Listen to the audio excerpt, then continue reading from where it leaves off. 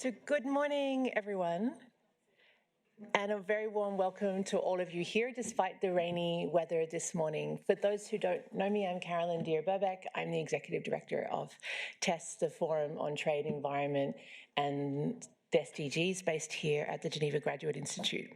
So it's such a great pleasure for us to open this first TESS annual conference on trade, climate and sustainable development. We're really delighted to have so many of you that we've worked with over the past few years. We have a number of colleagues joining us online, especially for these public events. So there's many more with us today than you see around the room. So this conference has been a vision long in the making, an idea that our team at TESS has nurtured over the past few months and shaped really through many, many conversations with colleagues like you from different parts of the trade, climate and sustainable development communities in various regions. So we're really delighted today that this conference is now underway and happening.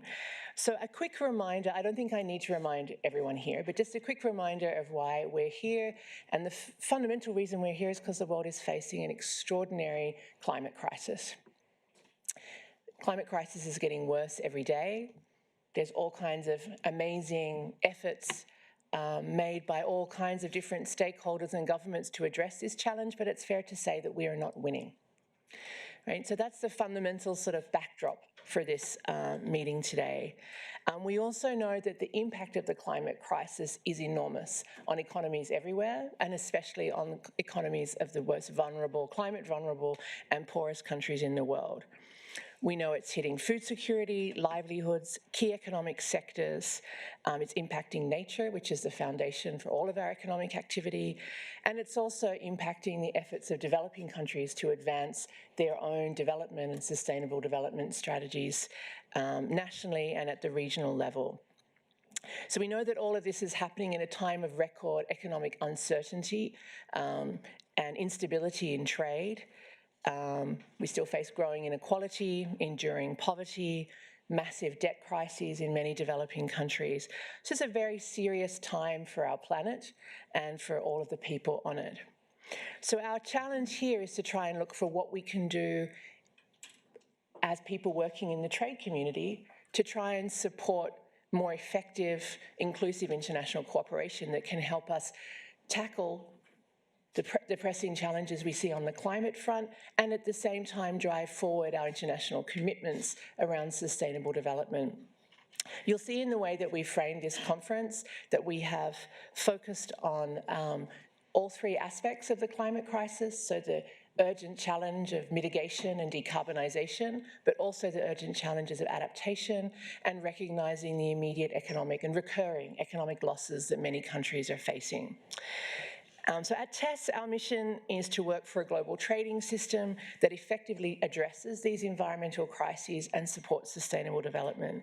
In order to do so, our work focuses in three areas. We try to foster and catalyse inclusive, evidence-based and solutions-oriented dialogue. We try and connect the dots between policy communities and communities in different regions, and also to inspire concrete action. So this is why we're really excited about the conference today, because it's a way for us to bring together all of those elements of our work. So this, in these two days, we'll have the opportunity to explore a range of challenges at the nexus of trade, climate and sustainable development, from clean energy transitions to climate adaptation, climate resilient development, trade finance and debt linkages, a whole set of really central themes.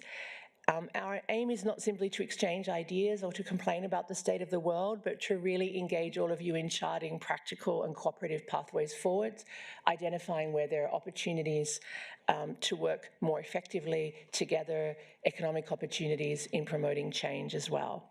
So just on the logistics of the conference, we have a combination of public panels like this one, which will be live cast and available to a wider audience and recorded. And then we will have a set of closed sessions, which are off the record and really there to encourage robust and frank conversation.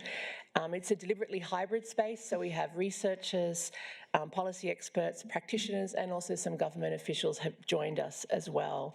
We have colleagues joining us from international organizations, think tanks, and the private sector.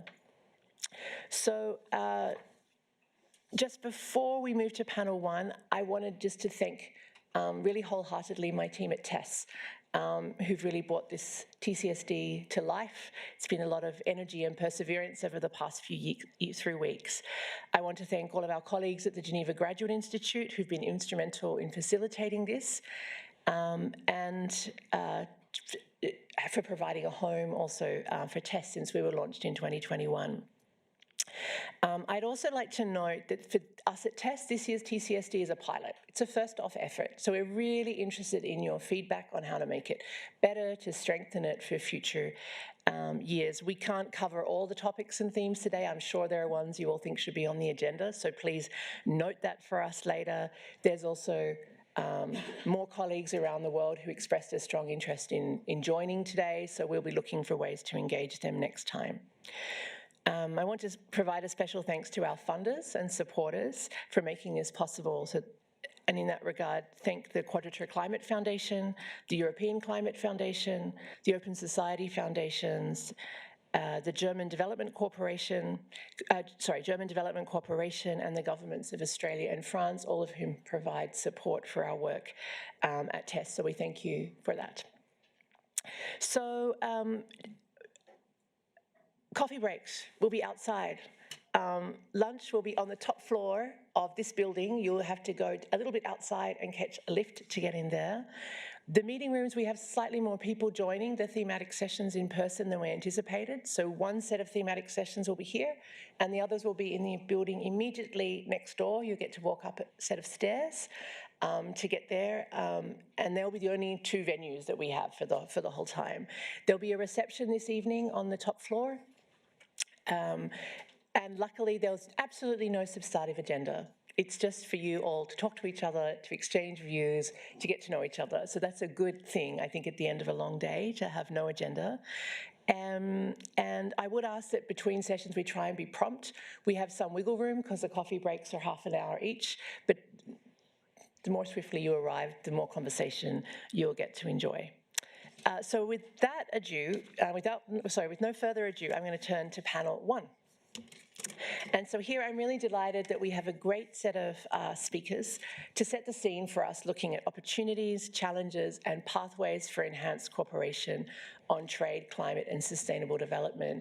In putting together this panel, we tried to bring together quite a diverse set of different perspectives from the trade, climate governance, global governance, environmental governance perspectives from different kinds of stakeholder organizations. And what we're really trying to do is to hear from them about what they see as some of the key priorities, opportunities, and pathways for trade cooperation to make the rapid and significant difference we need to see, and the kinds of outcomes that could be envisaged and where. We've asked them to reflect also on the geopolitical context that is at hand, to think in sort of practical and realistic terms about what can be done as well.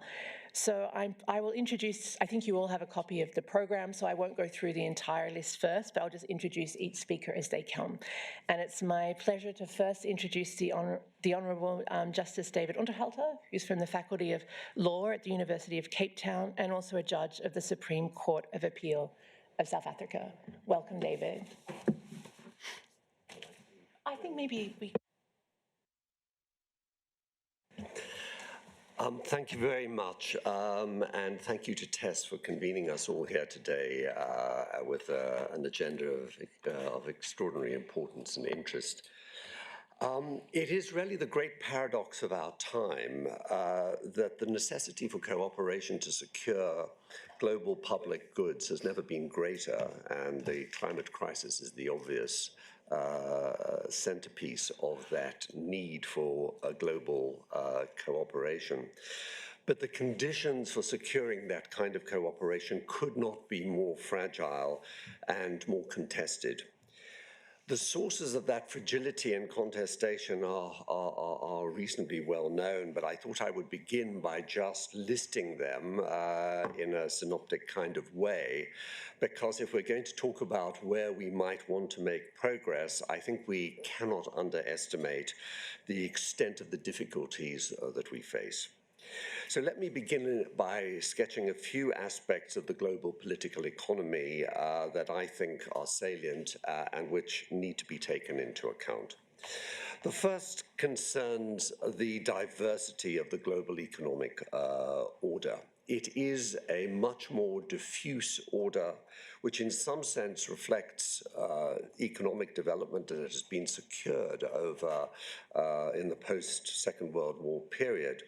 But it also reflects diversities of interest that are very, very hard to reconcile when one thinks about what is happening amongst leading economies in the developed world and the diversity and range of interests in the developing world, how these come together and how cooperation is secured against this diversity of interest is very, very hard to often see a clear path to. The second, of course, is that in more recent times, the overarching rivalries in geopolitics have become ascendant.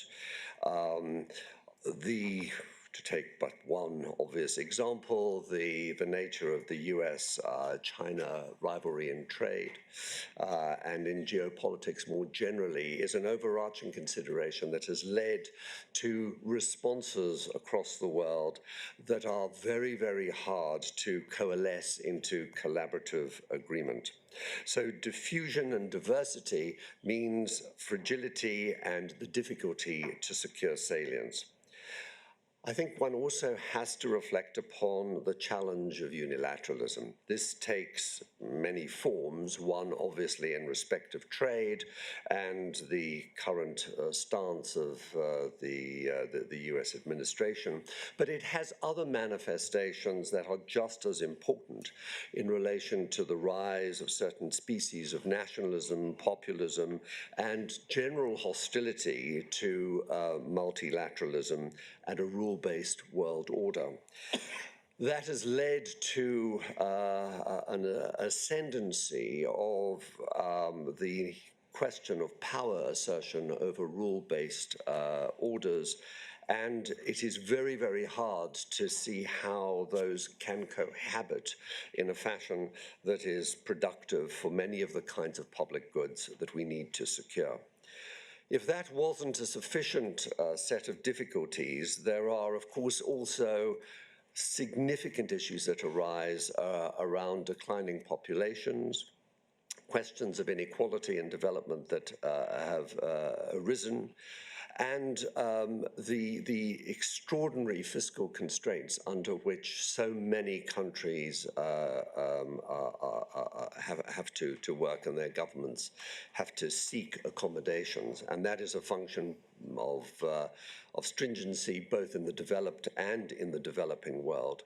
And then lastly, although this is by no means a complete list, sadly, there is the question of technological change and the rise of artificial intelligence and what that is going to do to employment and labor and development, and not least of all, if some of its proponents are correct, what it is going to do for the purposes of the use of energy and the energy needs that it will require if the kind of arms race that seems to be developing in AI has some of the potentials that are claimed by its closest adherents.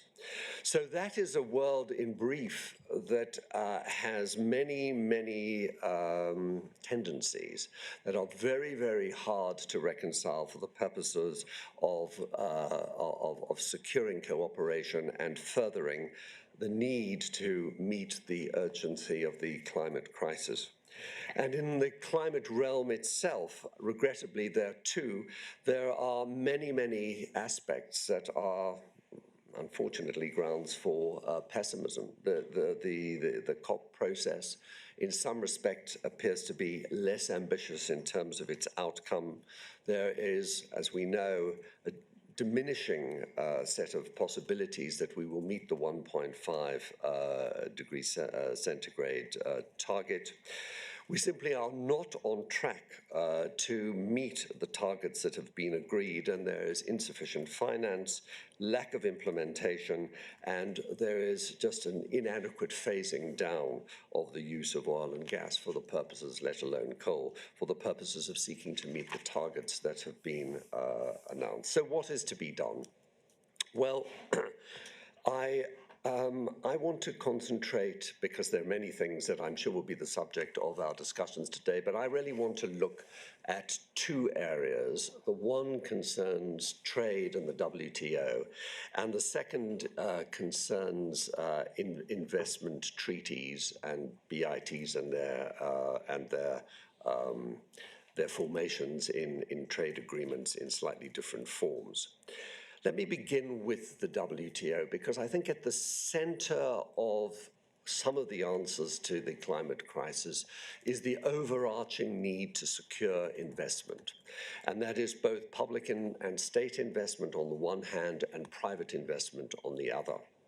Without that degree of investment, we simply are not going to secure the kinds of outcomes that are going to make the measurable difference to what has to be achieved technologically, quite apart from the sorts of commitments that are made. And we can start to see at least some good news in terms of new power capacity in this last year and the extent to which renewable energy now is the overwhelming aspect of new development and investment that is taking place.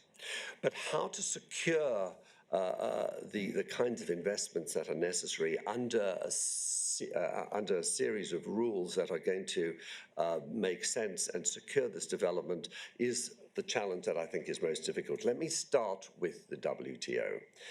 There has, close to my heart, and I know certain others in this room, has of course been the decline of the dispute settlement system at the WTO. But notwithstanding the many, many helpful proposals that have been made as to procedural reform to try and revive that system, I don't believe that institutions are led by dispute settlement. Dispute settlement has to follow rulemaking and the progressive development of rulemaking, of which dispute settlement is meant to be an adjunct for the purposes of resolving the disputes that arise from substantive rules. And therefore, it does seem that until the WTO can start changing its rulebook in a meaningful way through negotiations amongst the members, the institution is destined to falter and, I regret to say, perhaps even fail over time. So what has to be done, it seems, is that the membership has to take hold of the position so that the rulebook can be updated in critical areas that are relevant to climate change. And one of them, for example, is the subsidy regime. So if we're going to have updated rules that reflect the realities of what has to be done by way of state intervention in respect of subsidies for climate investment, we need to think about how that rulebook should reflect that regime. That is, and this is something some have heard me on before, and it is somewhat contested, but it seems to me that we have to give up on the entrenched belief that unanimity is the only way to develop the rulebook and get agreements. That is not likely to happen under present arrangements, and we can discuss why that is so. But until we start looking at majoritarianism as a principle of governance within the WTO, both in terms of amending the existing rulebook and getting a plurilateral agenda that can involve innovation of the rulebook, I cannot see that the WTO, which is a critical multilateral institution for the development of trade, is going to be the institution that can take the process forward. Let me then, lastly, just say something very briefly about investment agreements. It's very interesting that the direction of travel when it comes to investment agreements is to look for a much more centralized, stable, and consistent set of determinations in that system, because it is such a decentralized system under so many different kinds of agreements. Whereas the direction of travel in the WTO under dispute settlement system is the very reverse, which is to make it much more of a decentralized arbitral system.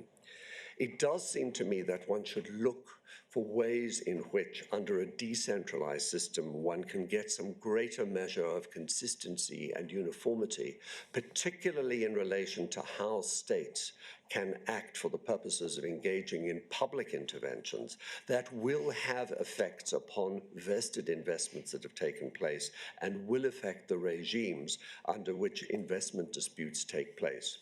There are a variety of proposals as to how that might occur, but it is a vital intervention if investment disputes are not themselves going to become a significant drag upon the manner in which we can advance the kinds of public interventions and public policy interventions through states that will make a difference to the climate crisis and its resolution. Let me leave it there, and I look forward to the discussion ahead. Thank you very much, David, for setting us off with a great stepping back at looking at the public goods challenges that are before us, and also the range of challenges we've faced for developing the kind of political cooperation we need, and some really useful reflections on the WTO specifically. On the theme of investment, we will have a lunchtime dive tomorrow, which I hope will provide an opportunity to go more into that, because it wasn't a specific theme we probably need to devote more energy to next time in the agenda, so thank you for flagging that. So I'm going to turn directly now to Elisa, who is the Chief of the Resources and Markets Branch at the UN Environment Programme. And then, just so you have advance, Yuvan, you'll be next, and then Tom. Okay, Elisa, please. Thank you very much, Caroline, for surprising me.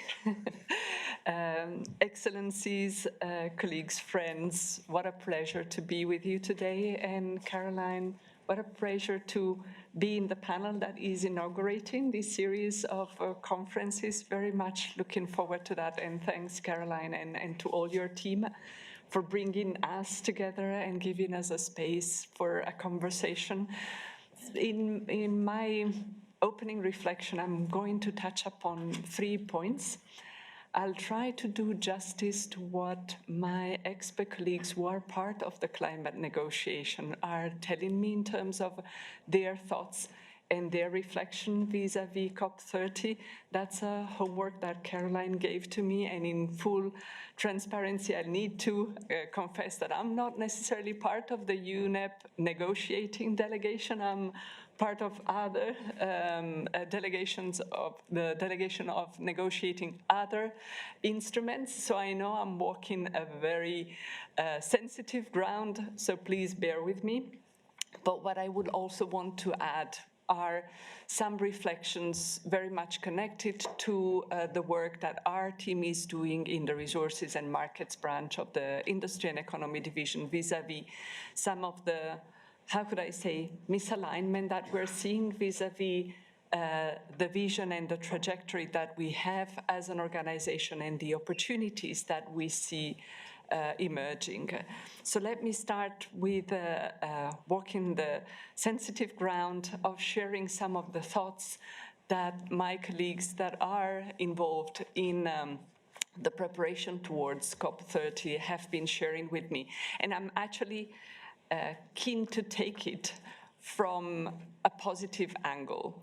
I just want to put on the table some of the reflections that have shared with me in terms of which would be the ingredient that we would need and that we would have to bring to the table if we want to give positive momentum and positive energy to COP30 and to the process. And obviously one of the words that I heard repeated in many instances from their side is the word of trust. And they were connecting the word of trust very much also to the evolution, to the centrality of the evolution of the conversation around climate finance and the commitment that have been discussed in earlier iterations of the COP and that now is being discussed in terms of materializing and becoming operational in terms of increasing climate finance from 300 billion per year to 1.3 trillion per year by 2035, and how this is translated in very concrete terms in specific numbers structure and deadlines of how to generate that climate finance. And obviously there's diverging views on how that climate finance is composed. Is it public, private? What are the mechanisms to make it happen? But obviously that's a very important ingredient to create the momentum and the unity that is required as an outcome of a trust being put into the process. Another element that I heard them repeatedly referring to me is a strong signal of commitment in achieving our climate objectives and the 1.5 goal. And obviously this is also very strongly connected with the fact that a number of countries are have and will continue to put on the table the results of their revised nationally determined contributions. And obviously, looking at them, looking at their content, looking at the ambitions reflected in them, and looking at the potential for them to meet the 1.5 goal is absolutely critical. And maybe just as a spoiler alert, the colleagues that are working on this agenda are in the process of finalizing a report which is very well known to those in the climate community, which is the emission gap report, that is due to be published on the 4th of November. So please watch out on this space. Before that, also an adaptation gap report is going to be published most likely during next week. So there's a lot of expectation that the facts and figures that will emerge from that report will be an important basis for the conversations that will be happening in Belém. Another element that I want to put on the table is an expectation that the focus will shift from setting goals and setting frameworks to implementation. And this speaks across a number of issues that have been tabled in former editions of the COP, specifically looking at the adaptation, loss and damage fund, but also just transition. And one of the elements that probably also speaks to the interest of COP presidency in seeing more action and more implementation is the space that is given in the context of COP to the action agenda and to bringing around the table other stakeholders that are keen to show our action is operating on the ground. So I keep on getting signals that my time is wrapping up, but I just want to make sure I'm putting on the table a couple of positive elements where, as an organization, we're very much looking into helping moving on a number of these aspects. One is to help address the concern that we're hearing from many stakeholders around fragmentation of commitments that they have been making, be those related to climate, those related to nature and nature positive, those related to pollution and waste in the more recently adopted global framework on chemicals. How can we, as an organization and with our partners, help identify the sweet spots that help address through co-benefits those multiple commitments that are currently on the table? Another direction that I want to just put on the table to make sure that eventually there's space for discussion on it is the opportunities that we have to work with several industry sectors and help them understand what it concretely means for them, not only a net zero pathway, but also a nature positive pathway and maybe a circular pathway where the impact that emerges from extraction and processing of raw materials is actually diminishing. And a notable example of the intrinsic role of different sectors in leading towards coherent objectives across the environmental agenda is mining sector and critical energy transition mineral sector. and the opportunities that I do see there, particularly for trade, in helping create transparency, traceability, benefit sharing, opportunities for development across the entire value chain. And last but not least, what I would also want to put on the table that also connects with very deeply with the trade agenda and with the conversation related to finance is the fact that now since December 2023, my colleagues from the UNEP Finance Initiative have convened the Net Zero Export Credit Agency Alliance that is really very much working closely with all the investment flows that are going through export credit agencies and import-export banks, and helping those institutions understand the pathways for net zero that are in their hands, in the hands of the portfolios that they are managing. And at this COP, this specific alliance is going to publish its first progress report of what has been achieved in the collaboration with its membership. And Caroline, I hope I've not been going too much beyond time, and I'm handing it back to you. Thank you very much, Elisa. But thank you at the end for signposting two important topics that will be the topic of thematic sessions during this conference. So one on the role of trade in the clean energy transition, and also related to critical energy transition materials. And for some good news on the Net Zero Export Credit Alliance. Hopefully it's later when we hear from Tom. This is something I know that you were championing quite a few years ago as well. So great to see that ideas move into action. I'm going to, with my apologies, Yvonne, because now I both have Amina and Aranava online. I'm going to go back to the original agenda.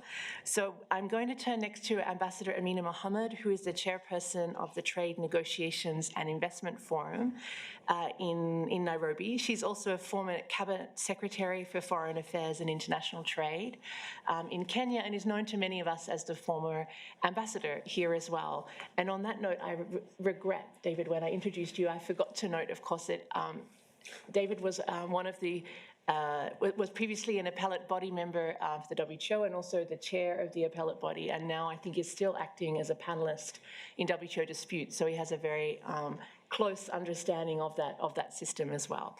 But first, over to you, Amina, please. Thank you for joining us. Thank you very much, Caroline, and I'm delighted to be able to join you. I consider it a real privilege that I'm able to virtually. I'd hoped that I would be there physically, but it wasn't possible. So let me just start by thanking you very, very much for convening all of us on a matter that sits at the very nexus of our collective future, the intersection of trade, climate, and sustainable development. TNIF, which I founded, is a pioneering think tank. It's committed to promote the continued relevance and effectiveness of the multilateral trading system and of regional trade initiatives. Our special focus aims at addressing the particular concerns of developing and least developed countries. I don't think that's any surprise. This is the reason that this session comes at a critical juncture for TNIF. The climate crisis is no longer a distant threat. It's a present reality, reshaping economies, disrupting supply chains, and testing the resilience of nations. This urgency is the very drumbeat of our time. For many, especially on my continent, this is not a future scenario, but a lived reality of drought-stricken farmlands, climate-displaced communities, and immense pressure on economies that did the least to cause the current crisis. Therefore, the conversation we are starting today is not merely academic, it's urgent and it's essential. At the core of this discussion, I'm almost certain that we'll all recognize a fundamental truth. Trade is not peripheral to the climate discourse, it's actually central. And so why does trade matter for climate now? Well, trade rules shape, and I think we've heard from the judge on that, trade rules shape the global flows of the very goods that will power the green transition. These rules govern the exchange of clean technologies, the distribution of critical minerals, and the resilience of our food systems. The question that remains is who bears the adjustment costs, who captures the value, and how can small, vulnerable economies participate? I'll structure my contributions to this dialogue by focusing on three guiding questions. What's changing in the world of trade and environment? We're witnessing a rapid expansion, and that's the first one I'll address, of climate-aligned industrial policies, from massive investments in clean tech and critical minerals to the modernization of national grids. For example, the global race in battery technology and EV supply chains is not just about building a single factory. It's also about creating entire ecosystems where a single policy can trigger a wave of investments in new EV and battery plants across a single country. Concurrently, we see the growth of product-specific sustainability rules. For example, the EU deforestation regulation, which represents a shift from the verification of a product to policing the production process across the supply chain. They are no longer niche standards. They are becoming market gatekeepers, which redefine competitiveness. We have moved from voluntary eco-labels to mandatory and legally enforceable regulations, which determine whether a product can even enter a market. And this is just one example, friends, of many. Soon, the carbon intensity of a good may be as important as its price and quality in procurement decisions and consumer choices. Further, the emergence of measures like the EU's border adjustment mechanism, CBAM, and the rise of carbon clubs signal a fundamental shift towards pricing carbon into international trade, creating a new layer of regulatory complexity. The second issue I'd like to address is institutional cooperation and its evolution in response. Let me begin by saying that the AFCFTA provides a powerful illustration of how deeper regional integration is proactively shaping a sustainable future.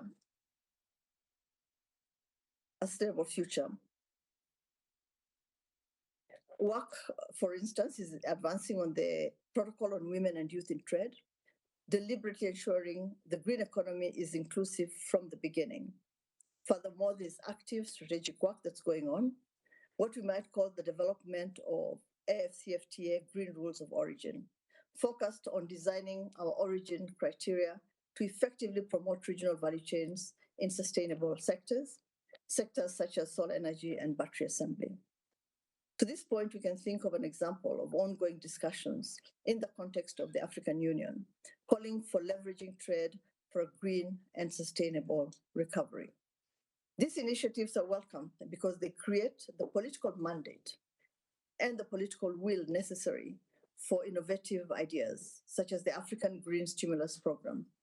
Not a passive integration, it's a conscious effort to use our trade rules to ensure Africa participates as a producer and innovator, and not just a consumer in the green global economy. I would also mention the increase in plurilateral initiatives on green goods, standards, supply chains, which demonstrate a move away from the one-size-fits-all approach. There are several examples to think about here. The Agreement on Climate Change, Trade and Sustainability is one of them, and it directly addresses specific trade and climate concerns. However, even as we acknowledge this plurilateral innovation, we must clearly and equally understand that it complements rather than replaces our multilateral imperatives. Certain challenges, by their very nature, demand universal participation. The WTO fisheries subsidies negotiations are a prime example. Finalizing a comprehensive agreement to curb harmful subsidies that drive overfishing is a quintessential global public good. There's now heightened and quite justifiable attention on the distributional impacts of the shifts that I've just highlighted. We're now acutely aware, for instance, of the risks for MSMEs, LDC members, and small vulnerable economies from the erosion of trade preferences as economies decarbonize to the high cost of complying with new due diligence expectations on supply chains. The conversation is no longer about environmental efficiency. It's also equally important about who benefits and who is left behind. And that's why it must be continuously emphasized that all solutions should be designed with equity at their core. I now move to my second guiding question. Where are the core capital and technical opportunities, and which challenges must we overcome? As we map this new territory, we must recognize a fundamental truth. Opportunity and challenge are two sides of the same coin. The vast promise of the green transition is inseparably linked to the stark pitfalls that we must overcome. Let me begin with the opportunities which are present, and these are multiple. First, we can achieve immediate impact by focusing on interoperable standards and conformity assessments. Promoting mutual recognition agreements would dramatically cut compliance costs, especially for small and medium-sized enterprises. It would also accelerate the diffusion of green technologies. Secondly, we can save lives and livelihoods by leveraging trade facilitation for adaptation goods. This is where trade rules can have the most immediate impact. Climate change is causing a present-day crisis. Crops are failing now. Floods are displacing our communities now. And heat waves are claiming lives now. Ladies and gentlemen, adaptation is no longer about long-term planning. It's about urgent response. We must treat adaptation goods with the same priority and urgency that we afford medical supplies during a pandemic. Expedited customs clearances and applying zero or low tariffs to essential goods are only a few examples which represent a direct investment in resilience. Lastly, I will address critical minerals with shared value. Trade and investment rules should do more than extract raw materials. They must catalyze responsible investment, diversify processing, and ensure tangible local benefit sharing. So what are the challenges that we must manage? One is the risk of fragmentation, and I think that has been mentioned. The very bilateral and or bilateral initiatives we welcome can also become exclusionary. We risk a fractured global economy of conflicting standards. The antidote is not to halt these initiatives. Rather, it's to continuously build inclusivity into their DNA right from the start. The second challenge we face is subsidy races and trade tensions. As we may all be aware by now, well-intentioned policies can escalate into harmful subsidy races if they lack transparency and notification. We have witnessed how local content requirements can create new challenges and further the global scramble to dominate the industries of the future. Green subsidies must therefore be managed wisely, and this primarily requires enhanced transparency and notification at the WTO. Let us encourage green subsidy peer reviews so that we promote best practices and ensure our collective ambition accelerates and does not impede or fracture the global transition. Now to the last issue, what should we prioritize and how are we to move forward? Colleagues, this is our call to ensure that this is truly a just transition. Our priorities should be focused on areas where cooperation yields the highest impact for both climate and development. And I have 3 points here. We must champion transparent and development-compatible measures, which pay due regard to the core principle of common but differentiated responsibilities and respective capabilities. Second, we must build interoperability and trust by driving mutual recognition agreements on conformity assessment and on harmonizing carbon accounting methodologies. And third, we must elevate the adaptation agenda from rhetoric to reality. Climate justice demands that we treat adaptation with as mitigation. To conclude, the message from our discussion is clear. The intersection of trade and climate is no longer a peripheral niche. It's the new frontier of our global economic system, a frontier fraught with risks, but abundant with opportunity. We have a choice before us. We can allow this transition to be driven by fragmentation and a narrow scramble for competitive advantage, which will inevitably lead to greater inequality and instability, or we can choose the path of conscious cooperation, build a system that is inclusive, that is equitable, that's beneficial, and that is effective. This means writing trade rules that compress our climate timelines, not elongate them. It means ensuring that the burdens of adjustment are shared fairly and the opportunities of the green economy are open to all of us, from the largest economies to the smallest, most vulnerable, small island nations as well. The work we do here is not just about trade and environment. It's about peace, prosperity, and justice in a world that's being reshaped before our very own eyes. We are quite literally treading into our common future. Let's ensure that it's a future that we can all be proud of. I want to thank you very much for your attention.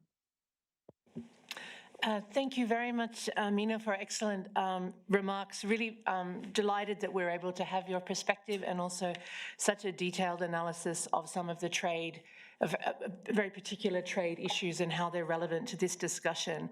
I'm going to turn directly now to Dr. Arunabha Ghosh, who is the Chief Executive Officer of the Council on Energy, Environment and Water, CEEW in India. Thank you so much for joining us, Arunabha. And just before you start, if any of you are rapidly taking notes as fast as possible, I am persuaded after hearing the intervention so far that we will make sure that we try and get copies of the remarks or transcripts of those and collate those afterwards, because they're really very, very rich presentations. So thank you in advance. Also, Arunabha, I know that you'll say very insightful things as well. Over to you.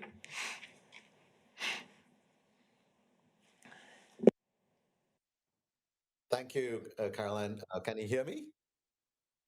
Yes, very well.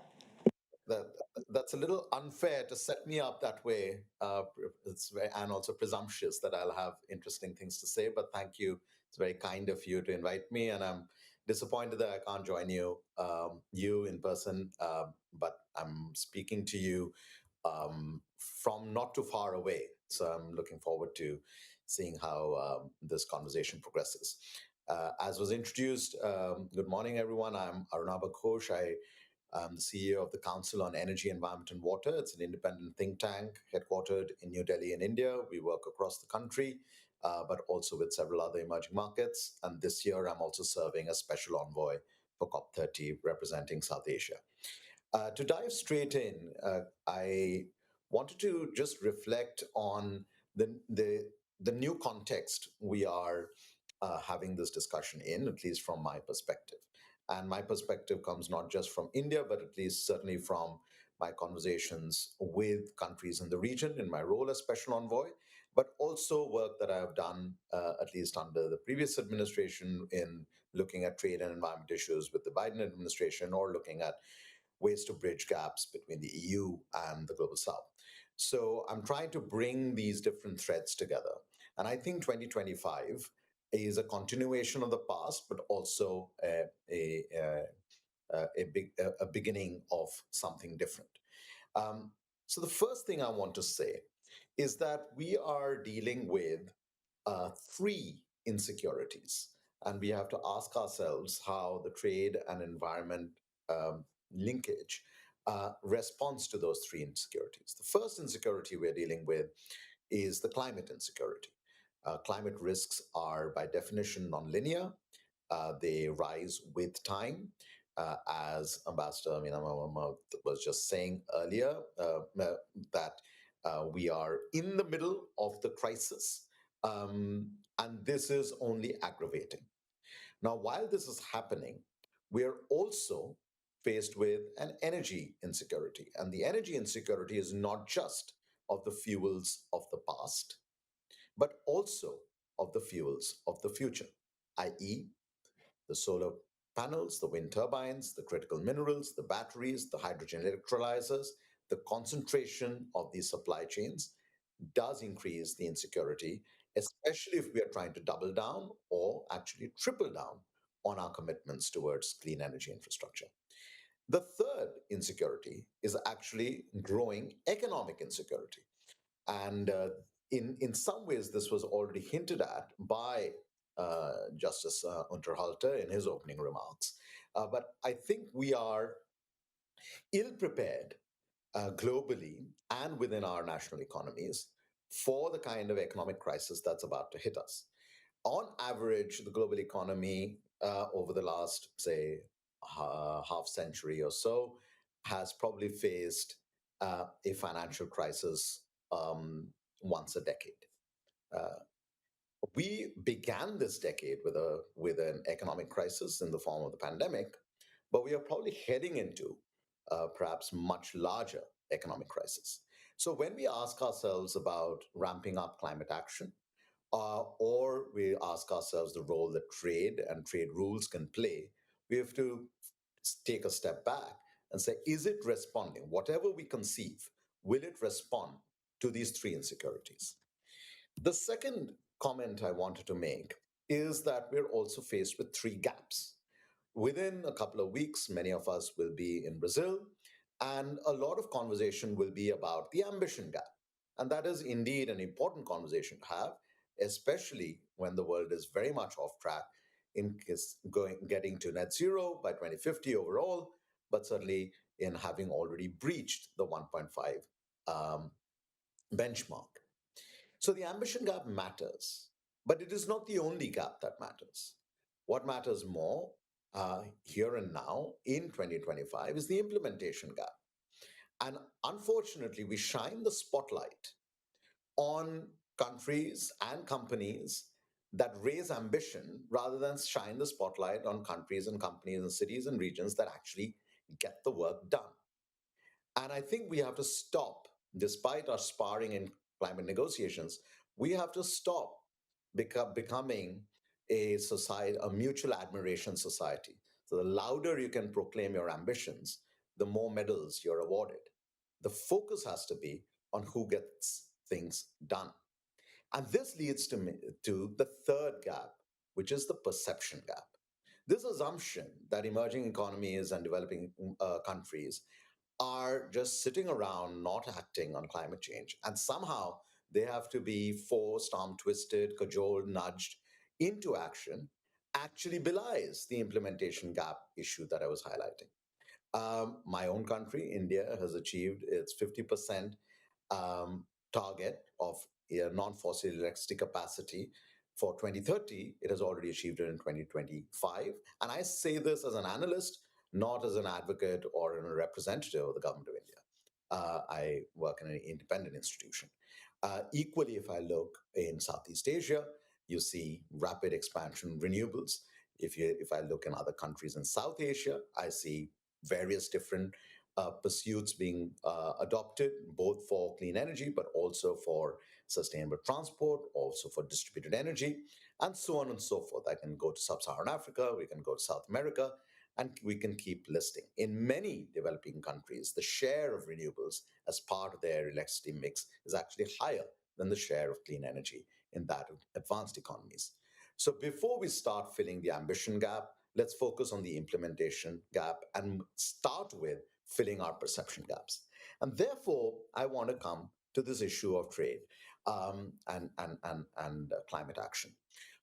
Of course, we have to confront the challenges that many have already spoken about, and I'm sure you will discuss over the next couple of days on whether unilateral measures work better or small group actions work better, etc. I don't want to um, necessarily weigh in on that debate, but it is correct that all our economies will have to think about ways in which we can have domestic carbon pricing mechanisms, whether it's in the form of a tax or whether it's in the form of a market mechanism.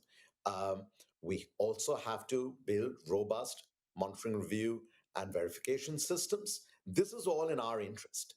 But this does not imply that just because countries have to focus on internal carbon pricing or MRV, that fairness, equity, and trust, three words that have been mentioned previously as well this morning, are moot. These are very much at the heart of reigniting or renewing a way to build multilateralism. Um, And therefore, we do need to have interoperability of standards, but we also have to have a diversity of pathways. We have to accept that economies will have different pathways towards their overall lower carbon development trajectories. Um, we also need some shared principles around what green subsidies would be acceptable and what will not be acceptable. We do need to think about peace clauses in terms of trying to step away from disputes and focus more on cooperation and collaboration. But these are principles. How do you actually operationalize it? So let me then end my comments with three reflections of the new drivers for our economies and where we might find moments of cooperation rather than just conflict. The first driver, as Mr. Amina Mohammed also mentioned, is industrial policy. But industrial policy designed how? If we all suddenly go and swing the pendulum from a certain version of interdependent supply chains to every major economy trying to become its own vertically integrated firm, that is a suboptimal industrial policy, even for those countries. What I would propose, and it's work that we have done at CEW, at least at a 4-digit level, we can have component wise comparative advantage. We can ask where in the clean energy mix does Europe have component wise comparative advantage? Where does the United States have? Where does the UK have? Where does India have? Where does China have? Where does Namibia have? And then we can build strategic industrial policy, which is also interdependent. Um, if we don't do that, we will be simply having a battle of who has deeper fiscal pockets. The same applies to critical minerals. It is not just about who gets to process the minerals at home and who gets to export raw ore. It is actually about the supply chain of critical minerals, from starting a policy to digging a mine to building a gigafactory can take upwards of 15 years. So, are we going to sit around waiting for a critical minerals governance structure similar to the cartelization that we've seen in the past with the fuels of the past, or are we going to have a slightly different approach? The second driver of growth, and some of it might be overstated and some of it might be understated, but it is important to understand the major driver for growth, economic as well as energy, is going to be AI and data centers, etc. Now, that is not the trade or merchandise, it is the trade of data. But where those data centers get sited, where the computational power drives the energy demand, but also the water demand, is very much a climate issue, is very much an environmental issue.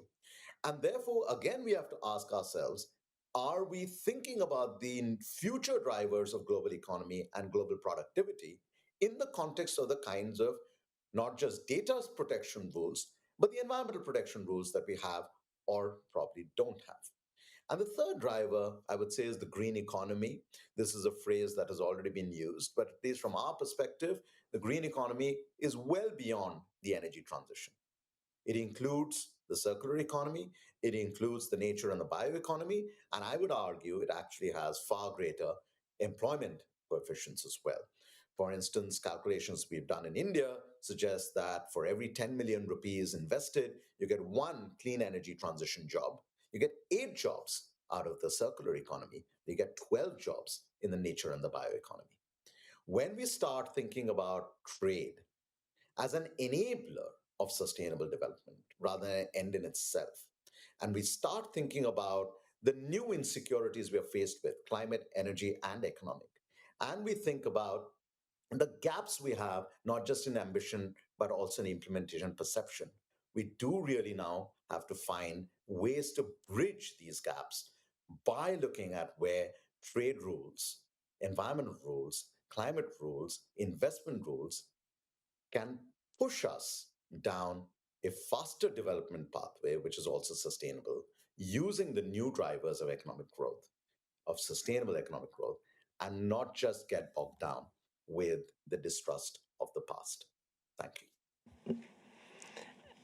Thank you so much, Aranaba. Excellent reflections as well. So you definitely lived up far beyond expectations. Well, not that our expectations were not high. I'm going to say all the wrong things, but thank you for excellent remarks. Very substantive as well, and providing a clear sense, a clear diagnostic of some of the challenges and also ways forward as well. I, as moderator, am not doing a good job of keeping people to their time, but I think it's because these are such interesting perspectives, and especially some that we don't hear so often, so I really feel it's important that we hear what our colleagues have to say. As we started about 10 minutes late, I'm going to run the panel until about 10:35, 10:40, which I think is permissible if our speakers can all bear with us, because that will give us time to hear from our next three speakers, if we can all try to keep between 6 and 7 minutes. And then just to put each of our other panelists on notice, I think it would be great at the end for each of you to take 1 minute just to reflect either on something that you've learned from others or that you want to double down on, or something that would really help us take this conversation forward. I think there have been a lot of echoes in the themes that we have heard. But without further ado, I'm going to turn to Yuvan Bijadour, who is a senior advisor to the Director General of the World Trade Organization. Thank you, Yuvan, for being with us. Thank you very much, Caroline, and good morning, everybody. It's very difficult to follow Arunabha, my good friend and brother in India, as well as the judge, and having a professor also on the panel. It's a recipe for a good disaster, but thank you so much, Caroline. I have 20 pages of reading, so bear with me. On a serious note, I just want to say it's a pleasure, delight to be with you, and thank you, Caroline. Commend you as well for trying to organize such an interesting session and your annual sort of flagship. It's really great to be with you. Also, you're organizing it at a good time around UNCTAD 16, very rich set of conversations. Commend the colleagues over there. Briefly from my side, I mean, I think there's a few good things that's been said, and Caroline, you've laid out very well, Amina Mohammed as well, very well, the context under which we're operating under. It's very difficult times for the multilateral trading system, for the international community as we know it, and there's a few reasons, and I'm not going to dwell on those, but it might be good for us to reflect a little bit. How did we get to where we are, where the system has been battered, has been bent, but the good news is that it's not dead. It's still very much alive.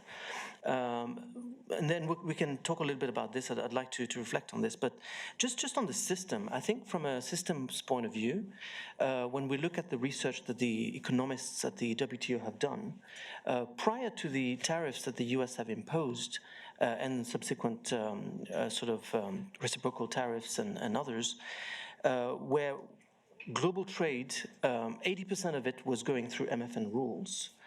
Today, so after all these tariffs have been implemented or delayed or reenacted, we're looking at 72% of global trade still going through MFN rules. That's pretty much close to 3/4 of global trade. That's still very good news. That's still very good for the green economy, for countries that are still using trade rules that are very much embedded at the WTO, whether we talk of the TRIPS agreement, whether we look at TBT and SPS, technical barriers to trade, how we also value customs, right? At the customs, how do you value products and services? All these are agreements that are well housed and embedded at the WTO. So my point that I'm trying to make is that the WTO is very well functioning and trade is still happening. And so the discourse that trade is over, globalization is over, is, in my view, a very misleading one. When you look at the tremendous opportunities that are out there that still developing countries can benefit from critical minerals that Anurabha mentioned, to green trade, to hydropower, to the electricity that Morocco is exporting to, the green critical minerals that Namibia has and is developing with the help of the EU, through the EU gateway. South Africa, with all its critical minerals, cobalt and everything, it gives, I think, a good opportunity for us to say that, hey, actually the story out there is not such a dramatically negative one. And when many have benefited from globalization, it would be unfair to say that globalization is over. So looking then again at where we are, of course, it's very challenging times for the trading system, but still 72% of global trade goes through MFN rules. That doesn't mean to say that we should take things for granted. And for all the conversations we're having at the WTO, it's clear that now, more than ever, because of fragmentation, and we've done some work, 5 to 7% of global GDP can be lost as a result of geopolitical fragmentation for countries to get into two different blocks. The IMF has done similar work. 11% of income and jobs could be lost in developing countries as a result of geoeconomic fragmentation. These are serious numbers. These are the size of Japan and Italy's GDP combined. Which mean that we cannot take the fragmentation not seriously either. Having said that, I think geopolitical tensions, fragmentations is not so different from what it was before. Myself as a student or researcher of international relations and history, I would say that we've seen those tensions in the past, but I think to the extent and the speed and the scale and the vector and the direction and the particular impact that it's having now with the rise of AI, information flows, data flows, etc., it's much more than before. So this geopolitical tension, the strategic competition that we're seeing, the surge for critical minerals that we've heard about is very serious, because that means that the transition to the green economy can be delayed as a result of some countries, some communities, developing countries, many of them, not being able to access those very judiciously. Every year we go to the COP and it's the same story. We've heard about the NDC synthesis report coming up, and I think some big players still have to complete it, if I'm not mistaken. But, small island, myself, I'm come from Mauritius, something like 7% of our GDP over the next 20 years is going to be lost just as a result of cyclones. Just because of cyclones. Not because of droughts, not because of storm surges, not because of acidification, which is already impacting our fisheries and our blue economy, but this is just because of cyclones. So my point is, these SIDS, these small vulnerable countries, they are always going to the COP and always going back home empty-handed. That has to change, and I think there lies a serious responsibility on the global players who are really in the driver's seat of this geopolitical fragmentation to really do something serious about it. So how can we do this? I think one of them is to protect what really works. On the trading system, we need to enrich our support to the WTO. We need to strengthen what works. Dr. Ngozi spoke very well of a stress test that is happening right now for trade. We need to really look at what works and what doesn't work. All the unfair practices, subsidies that are harmful, we've been able to at least have an agreement now on the elimination of harmful subsidies for fisheries. This is $22 billion that could be repurposed judiciously for climate action. This is good news for the global community. It took 24 years of negotiations. There's a second opportunity, which I think is also in terms of repurposing harmful agriculture, trade distorting support that exists in different countries. This is anything between $600 billion to more than $1 trillion. And how do you repurpose that? Where do you repurpose this? Same for water subsidies. And Rabah and I were on a high-level panel on the new economics of water. We've looked at green water, blue water. We need to find ways to repurpose these harmful subsidies, $320 billion of them. So if you repurpose the trade-distorting agriculture one, the water one, the fisheries one, we're talking close to $2 trillion that can be made available. And of course, politically, it's very difficult to make those changes. But if at the COP, leading to the COP 20, to the COP 31, leading to, I'm getting lost in the COPs, leading to the G20 in South Africa, leading to the G20 in the US, where growth is going to be an important agenda, we're going to have to trade better, trade more sustainably, and trade more inclusively. And so I believe that there exist all these tools that the WTO is well positioned to help work with partners. I've talked about subsidies. There's green procurement, which is a $13 trillion industry. How do you get to do green procurement at speed and at scale? How do you get to do standards differently? Tariffs. There's no reason why importing electric vehicles should be made more expensive than petrol-using cars. But yet, if you look at what the budget announcements in many countries are, you get to see that there is no real incentive to buy an EV car. So all to say, let me conclude to say that we have our ministerial of the WTO 14 in Cameroon, Yaoundé next year. Reforming the WTO is probably going to be the most central agenda of that conference. Of course, this is a member-led driven process. There's a facilitator, Ambassador Olberg, who's facilitating the reforms of the WTO and looking at all some of those key questions that some of us are looking at, right? From development to how do you vote, how do you get to decision, how do you look at development, how do you make the rules more inclusive, do we look at new rules? Are there some rules which are outdated? How are we going to embrace the AI revolution? Of course, a lot of developing countries want to access the benefits of AI, which can reduce the trade of costs, which can make it more green if we use it judiciously. But these trade tensions, the unilateral measures, the uncertainty, the policy uncertainty for investors is really a negative, is just negative for these messages. So let me conclude by saying that there's this huge opportunity for us as we move towards Berlin, to also G20, South Africa and US, as well as the MC14. If we can do a credible reform process which looks at, unfair practices as well, and looks at unequal playing field issues. There are some concerns which are very valid from the US, but also from developing countries who are saying, hey, the system doesn't really always work for us. We need policy space.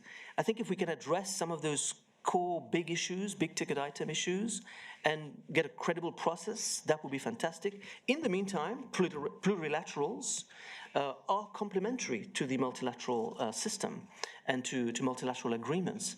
So there are a number of them, from e-commerce to digital to investment facilitation, right, which a number of countries, members, 128 of them, including 31 African countries, are ready for implementing it in the Annex 4 of the WTO.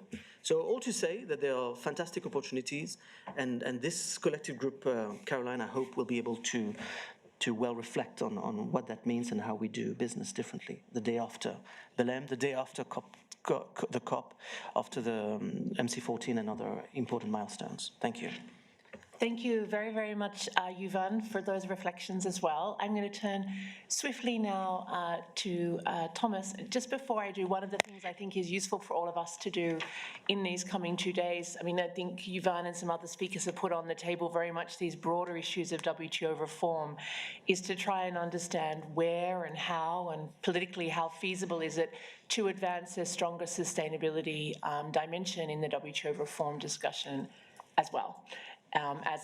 Whether over a shorter term or a longer term horizon, but it's something that has been discussed. There's many different ways in which that could be manifested, but I think that's something to have in our mind as well. But over to you, Tom, and I promise that I won't cut you off. I will give you at least 6 or 7 minutes. You've been super patient, and the same for Dowdy. But I think it's been, as I said, really worth hearing all of your reflections. So over to you, please. Tom, is the Professor of Global Public Policy at the Blavatnik School of Government at the University of Oxford. And in case he is too modest to say, I would really recommend to everyone, excellent book that was published by Princeton University Press, I think a year or 2 ago, by that he's the author of, called Long Problems, Climate Change and the Challenge of Governing Across Time. And I'm sure he'll reflect on some of the findings from that today, but it's really an excellent contribution to discussion on climate cooperation and global cooperation more generally. Over to you, Tom, please. Thank you, Carol. And thank you all for coming to this fantastic event, and huge congratulations to Tess for organizing this kind of conversation. I'm sorry I can't be with you in person teaching here in Oxford today, but it's a great gathering. The challenge for me is to speak after so many excellent points have been made, but the good news is that will allow me to be very short and brief, which is helpful for our overall conversation. I just want to make really 2 quick points, if I can. First, on where do we stand and a second on how do we go forward from here? What's the next step? So, first, where do we stand? I think we've heard quite a bit about this already from the speakers, but I think there's really a dominant narrative outside rooms like this one, especially in the political discussion and especially in the news media, that basically we've given up on climate change, that it's too late, that we've lost the battle, that we are in a different world now, and that progress on climate change is maybe a luxury that we can no longer afford. And of course, it's not hard to see where this comes from when you are, as I am, a citizen of the United States, looking at the Trump administration's whole scale assault on sustainability rules in the United States and beyond its borders as well.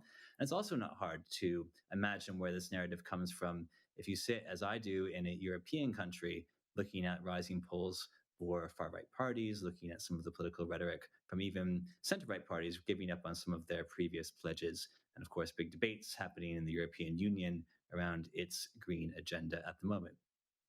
You also, of course, see evidence of this around other parts of the world as well. But I would argue, as Aronaba was mentioning, there's a real perception gap where we overweight to certain economies that are seen as bellwethers and maybe are missing, therefore, some of the important things going on around the world. And this all, of course, adds up to what we can expect, I think, at least a fairly clear gap report coming up to say, which is that the third round of pledges under the Paris Agreement that are due this year, of course, in Belém, will be a relatively weak ratcheting of our previous ambition, which I think is where we're likely to land. So all of that is very true and very clear. But I think it's really important to distinguish between two things: the direction of change and the pace of change. And this is where I think the dominant political and media narrative really misses a longer term perspective, as we talked about in the book you kindly mentioned, Carolyn. So the direction of change is asking, are we transitioning to a more green and resilient world? And the pace of change is, are we going fast enough? And both, of course, matter hugely. In an issue like climate change, pace, delay means more warming, means more impact, means more cost.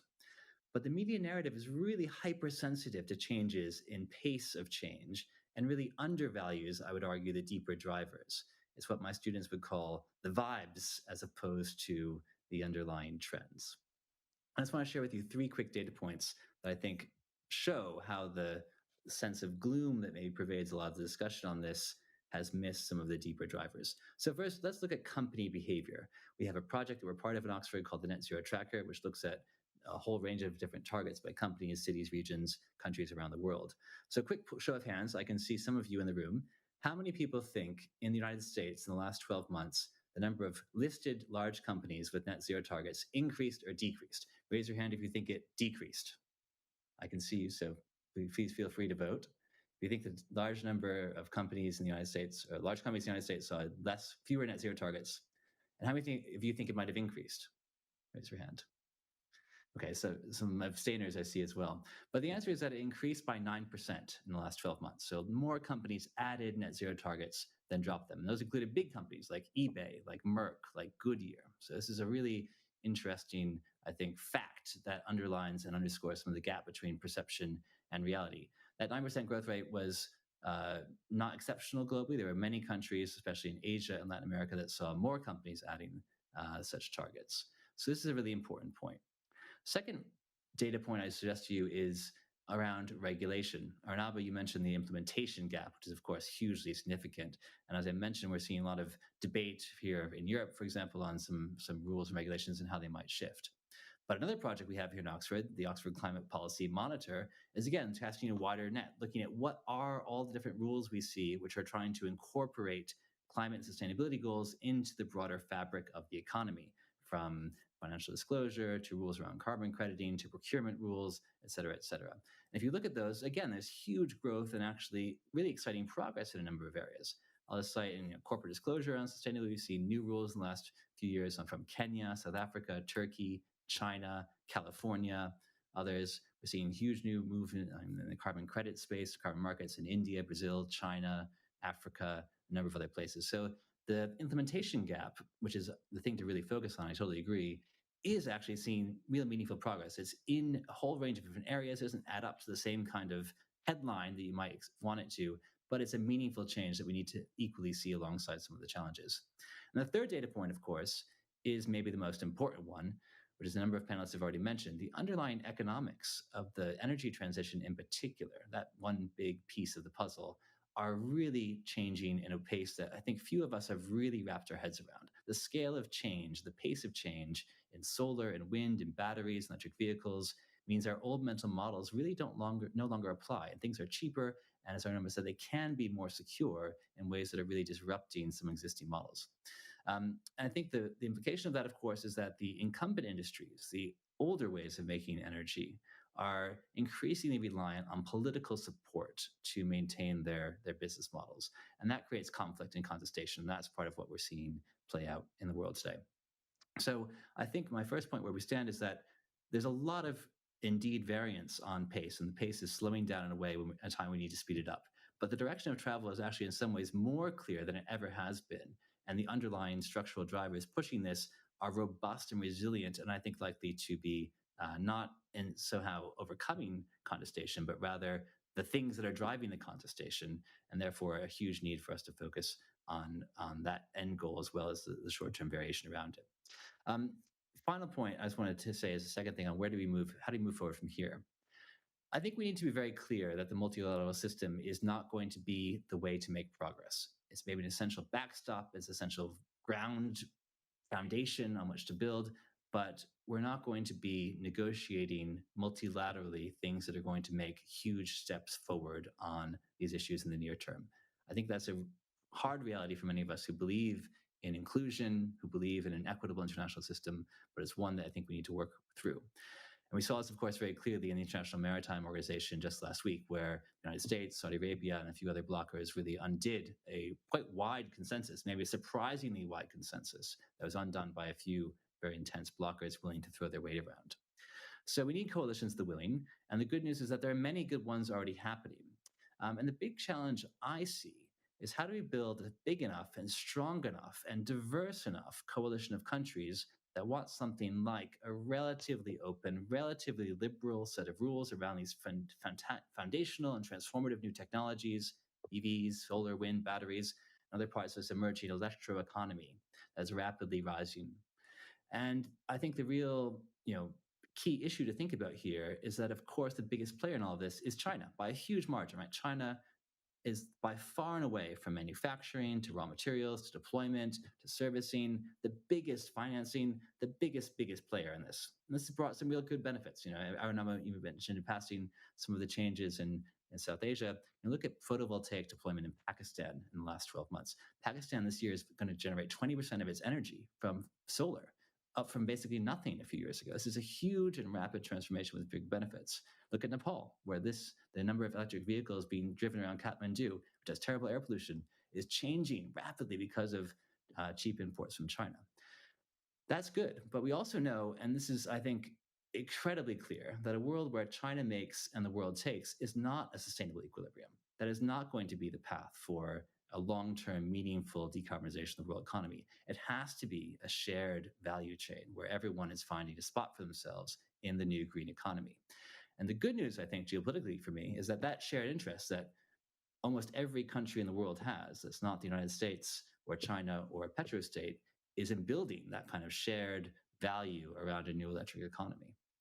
And in that geopolitical alignment, we have not small economies, but some of the biggest economies in the world. We have Europe, we have Brazil, India, Japan, South Korea, Indonesia, South Africa, many parts of the world would like to see something like that come together. And so the question for me is not like, do geopolitical interests align to something, but rather how do we crystallize and materialize and catalyze those interests into something that's a more stable operational set of systems. And I was just, like I said, it's not going to be a multilateral one in the first instance, but it rather might look something like, to borrow an old trade metaphor, a green spaghetti bowl. In other words, a number of sectoral, regional, plurilateral agreements across different areas that are driving more towards some kind of coordination as opposed to integration, and taking some of the best parts from the WTO system, but leavening it with a bit more focus on national industrial policy and other kinds of drivers. And so this kind of, if you will, green spaghetti bowl, or maybe I could suggest a pasta al pesto type agreement, is, I think, where we're moving and offers some meaningful ways forward. And I'd love to see a discussion in the next few days how different ideas around that might materialize and really where the leadership for it's going to come from. Because it's not about, I think the interests actually align quite well. It's a question of making it happen that requires good ideas and leaders to implement them. Thanks, Caroline. Back to you. Thank you, Tom, for excellent set of comments. I like the idea of a pasta and pesto vision for going forward, but really well taken in your point on whatever way forward on this will require some leadership and catalyzing that coordination among the many countries who in fact recognize that there's shared interest and value in working together around these topics. So your point about countering also some of the narratives around this and revealing what kind of productive action there is happening, particularly in developing countries, is important as well. So I'm going to turn now to Daudi Sumbo, who is the Chief Conservation Officer at WWF International. I'm going to thank you, Daudi, for having been incredibly patient, but we will listen to you with great interest. I'm particularly excited to have WWF International here. We co-published a paper with them a few months ago on accelerating progress on nature, climate change, and sustainable development in a shifting international trading system. And the idea of that was to really try and get a handle on how some of the global conservation and environmental community could be more engaged in these discussions around the future of trade and climate as well. So over to you, please, Daudi. Thank you very much, Caroline. Always a tough feat to be the last one in a long series of distinguished folks, but I'll try to basically add to what has already been said. I don't want to repeat most of what has been said. Mine is really to try and pitch for nature in the whole of this discussion. You know, we've talked many things here, but I think that for us as an organization, for WWF, what we're particularly interested in is how international trade policies and cooperation can deliver for nature and for people. That's really what we live for. And you know very well, I'd just like to rehearse a few things, you know very well the science around this. Today, we are in a twin crisis of climate and biodiversity loss. And we are really on a deeply unsustainable pathway that puts the future of life at risk, the life on Earth at risk. We already know that we've breached 7 of the 9 planetary boundaries, including those that are related to climate and biodiversity. In terms of time, I think we are running out of time.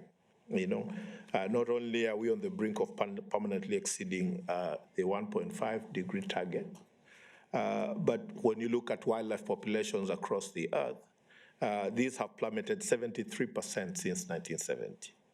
And many of the ecosystems that we work with are nearing irreversible ecological tipping points.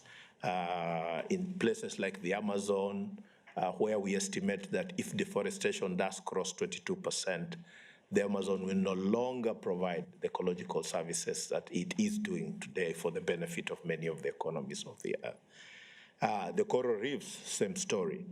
And so, you know, the impacts that we are seeing with especially biodiversity loss and nature loss, we know that these really are threatening the stability and the prosperity of economies all over the world.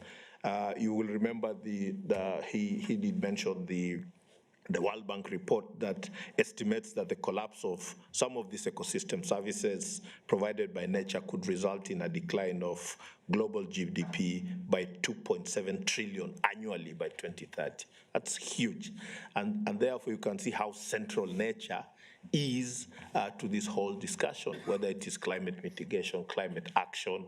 Nature is very central. And at WWF, one of the things that we've been able to do is sit down and think about a response to this and what we would recommend to be a good response to this, which can also be enabled by international trade policies and cooperation. We think that there should be 4 transformations, generally 4 social and economic transformations in society to address the twin crisis of climate and biodiversity loss. And the first one is just a transformation in how we do conservation. You know, just changing the whole conservation practice and paradigm so that conservation is more inclusive, conservation works for the people, and conservation continues to deliver the ecological services that the economies and prosperity needs. The second area is just transformation in the energy systems, which everybody has spoken to, towards addressing emissions and climate change. And of course, the adaptation side, addressing how we do adaptation in a more inclusive way. The third transformation is in food systems, how we produce, consume, and eat food. It's a big drive of biodiversity loss, and we have to really address that. And lastly, is the transformation in financial flows. And this is very closely also related to trade, but all these issues about how money flows through systems. And we've already spoken about subsidies and perverse subsidies that are environmentally harmful. We think these are things that we need to really transform. I think for us, the good news is that the multilateral environment does provide some platform for commitments to address some of these issues. Now, the next stage is really to go to action. And one of the speakers here did mention that people are getting bored a little bit of the multilateral processes. Every year we are going to COPs, but we're talking more and doing less. And we think that we need now to move to action to deliver on the many commitments that we have made to address especially the problem of biodiversity loss. And I should say that we see from where we sit a lot of opportunities in the international trade and policy and cooperation space to support us.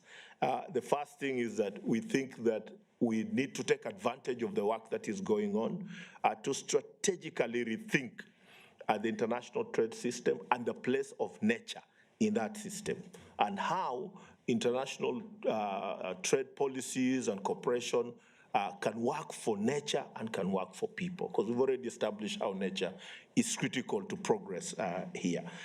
Then the second thing is just, we've talked about subsidies.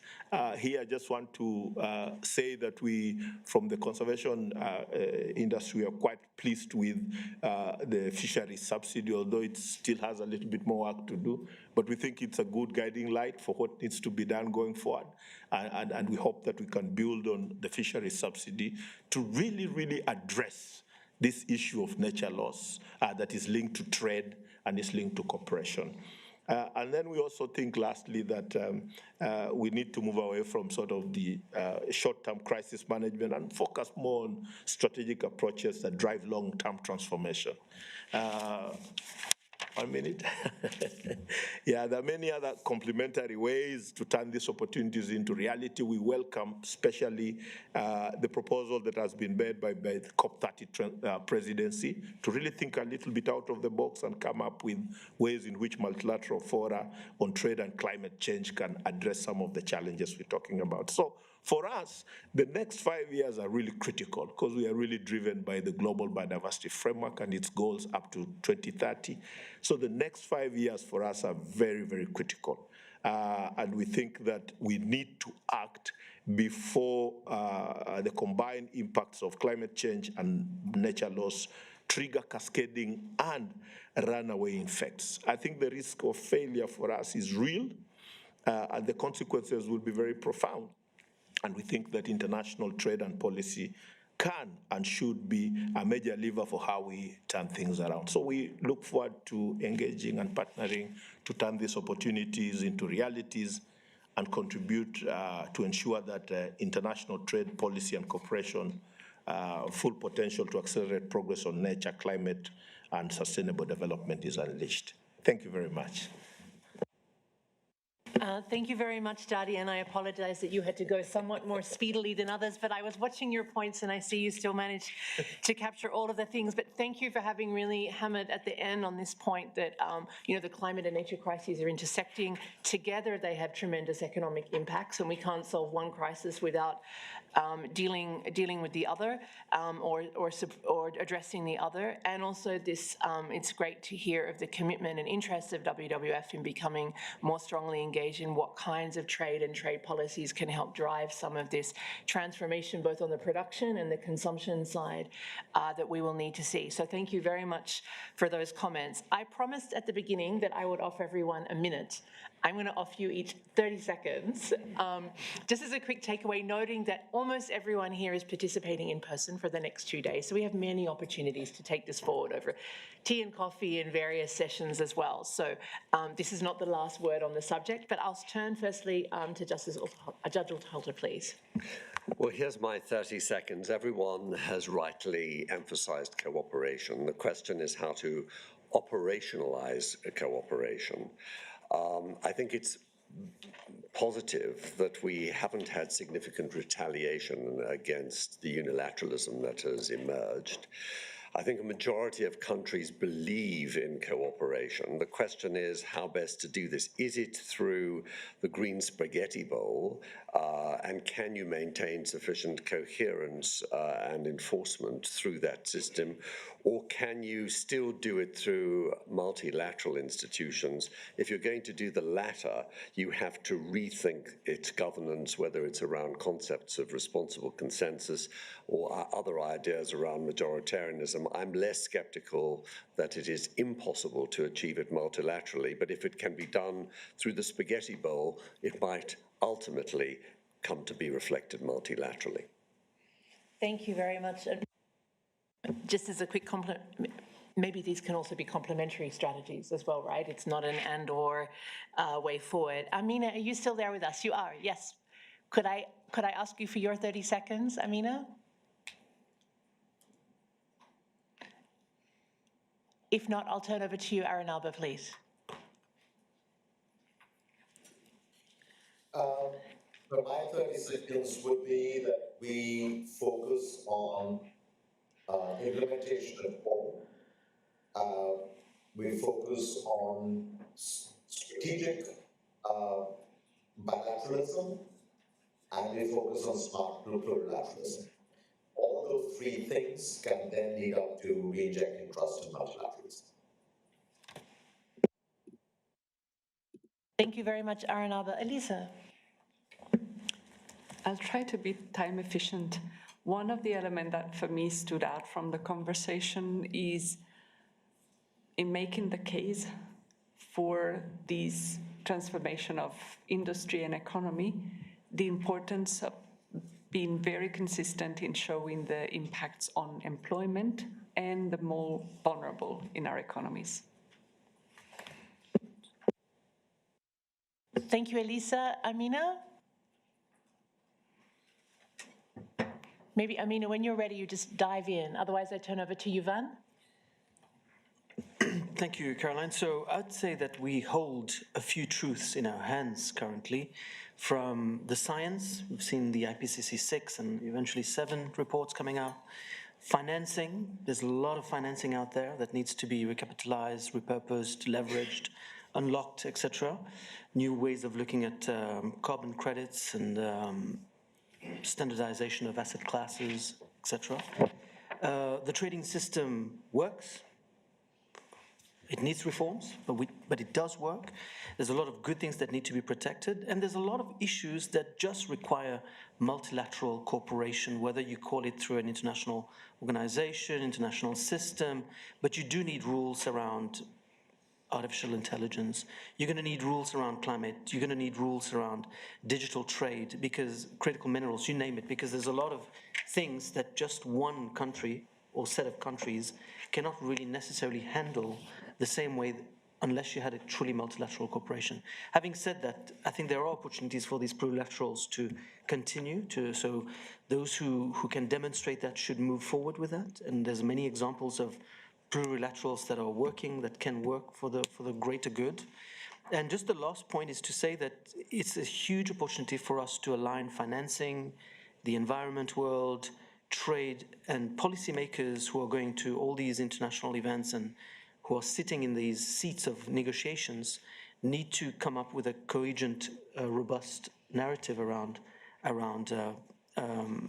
policy coherence, because too often trade environment ministers are saying one thing, finance are saying something else, and the trade guys are saying something else. So if to the extent that groups like yours, Caroline, can really bring those voices together, I think that would be quite nice for us to work on. Thank you. Excellent. Thanks, Yuvan. And indeed, we have a session, I think it's tomorrow, on trade, debt, finance, and climate, trying to have a conversation about how to connect the dots there. So Tom, over to you, and then Dowdy, and then we'll close. Tom.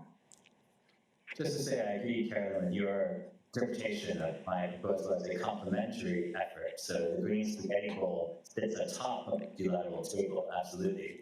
But to my mind, the question of how we reinvigorate multilateralism is about power, and how we build a sufficient coalition of interest behind a shared multipolar future. And to my mind, that's again coming back to this more bottom-up strategy, where if we're able to realize political interest countries have in aligning their work together, that's how you can bring on some of even the largest economies in the world to be part of that in the future. So it's iterative, it's about building a coalition that can eventually be multilateralized. Thank you, Tom. Dowdy. Yeah, for me, I think that multilateralism and international cooperation seems to be tottering, but there's never been a time when we need it more, like now, because the threats that we face with nature, which is the foundation of our life and our economic activity, really requires robust multilateralism and cooperation. Nature needs us all, and we need to put it at the center of all that we do. Thank you. So thank you very much, Dowdy. And so with a slight 15-minute overtime, but we did start 10 minutes late, I am going to thank you, or invite you all to thank all of the speakers with me for their fantastic presentations.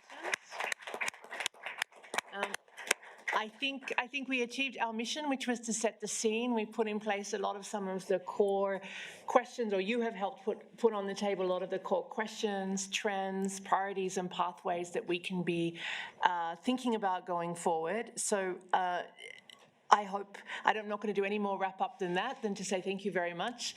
We have a coffee break now. I can make an executive decision that we can start the next session 5 minutes late. The next session, the Trade, Climate and Sustainable Agriculture one, will be upstairs in the Geneva Center for Security Policy. But our team there will help guide you up there if you're joining that session. It's 3 or 4 minute walk. Think of it as getting your steps in and some fresh air, I guess, for the morning, getting up there. And the other one will be in this room on trade, industrial policies, and the drive for net zero and climate resilient development. So you've got 2 places. Please choose one or the other ones. Please try to be on time by 11:05. And thank you again for a great start to our conference. Thank you. Thanks, that was great.